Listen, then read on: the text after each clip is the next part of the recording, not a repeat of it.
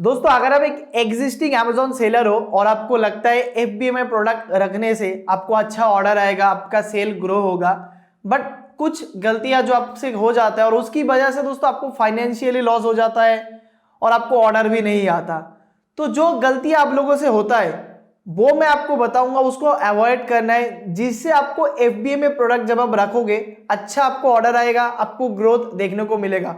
और अगर आप एक नए सेलर हो, नया स्टार्ट करना चाहते हो Amazon FBA, तो भी ये वीडियो आपके लिए बहुत ज्यादा इंपॉर्टेंट है। अगर आप नए हो इस चैनल में, सब्सक्राइब करके बेल आइकन को प्रेस कर लीजिए। कुछ भी डाउट है तो आप मुझे कमेंट भी कर सकते हो। So guys let begin. FBA में प्रोडक्ट को स्टोर करके रखने से पहले आप सबसे पहले ये चेक करिए जो प्रोडक्ट को आप शिप करेंगे उस प्रोडक्ट का जो ऑर्डर रेशियो है वो कैसा है। डेली क्या उसका 2 से 3 सेल आ रहा है, या 3 से 5 सेल आ रहा है, या 5 से 7 सेल। अगर आपका प्रोडक्ट 1-2 सेल आ रहा है या 3 दिन में 2 सेल आ रहा है तो वैसे प्रोडक्ट को आप FBA में मत शिप करिए। मिनिमम अगर आपका 4 to 5 सेल डेली रेगुलर आ रहा है तो आप समझ लीजिए वो एक परफेक्ट प्रोडक्ट है, और उस प्रोडक्ट को अगर आप FBA में स्टोर करके रखेंगे उसका सेल मल्टीप्लाई हो जाएगा, उसका सेल डेफिनेटली बढ़ेगा। तो ये आप सबसे पहले आइडेंटिफाई करिए। जिस प्रोडक्ट में आपका सेल नहीं आता वैसे प्रोडक्ट को अगर आप स्टोर करके रखेंगे Amazon FBA वेयरहाउस में, इससे आपका एक्सपेंस ज्यादा होगा, प्रॉफिट कम हो जाएगा। प्रोडक्ट को पहले तो शिप करने का खर्चा आएगा, फिर Amazon वेयरहाउस में स्टोर करके जो रखेंगे उसका एक मंथली आपको खर्चा लगता है। जब बहुत दिनों तक वो प्रोडक्ट सोल्ड नहीं होगा उसका एक लॉन्ग टर्म स्टोरेज फी आपको लग जाएगा, फिर रिटर्न लाना पड़ेगा, उसका एक खर्चा लग जाएगा। तो बहुत ज्यादा ये आपके लिए लॉस वाला एक सौदा हो जाएगा अगर वो प्रोडक्ट आपका अच्छा सेल नहीं आता। एंड इवन आपका प्रोडक्ट अगर ऐसा है 5 बिकता है उसमें से 1 रिटर्न आ जाता है तो वो भी एक बहुत ज्यादा डेंजरस साइन है FBA में सेल करने के लिए। ऐसे प्रोडक्ट आप अवॉइड कर दीजिए। MFN में आप पहले करिए, उससे आप आइडेंटिफाई कर लीजिए कि हाँ ये प्रोडक्ट से अच्छा सेल आ रहा है, इसको मैं अगर FBA करूंगा तो और ज्यादा सेल ग्रो हो जाएगा।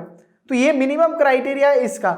इसके बाद देखिए आप जो प्रोडक्ट की सेलिंग प्राइस है वो कैसा है। अगर आप किसी प्रोडक्ट को 100 या 150 में परचेस कर रहे हो और इलेक्ट्रॉनिक्स कैटेगरी में नहीं है, क्योंकि इलेक्ट्रॉनिक्स कैटेगरी में बहुत ज़्यादा आपका हाई कमीशन लगता है, उस कैटेगरी को छोड़ के दूसरा किसी कैटेगरी में, हाँ क्लोथिंग कैटेगरी में भी नहीं है, 100 या 150 में आपका प्रोडक्ट की परचेस प्राइस है और उस प्रोडक्ट को अगर 500 या 600 में बेच नहीं पा रहे हो तो वैसे प्रोडक्ट को भी आप FBA में नहीं मत रखिए।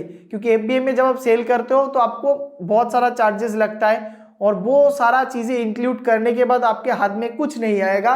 तो ये बात भी आपको आइडेंटिफाई करना है, कैसा प्रोडक्ट को आप रखोगे, उसका प्राइसिंग क्या है। अगर 150 में खरीद के आप 300 में बेचने जाओगे तो FBA में मत कोशिश करिए, माइनस हो जाएगा आपका जो भी पैसा रहेगा। फिर Amazon FBA में बहुत सारा रिपोर्ट्स आता है और उन रिपोर्ट्स में से 2-3 रिपोर्ट्स जो है वो आपके काम का है।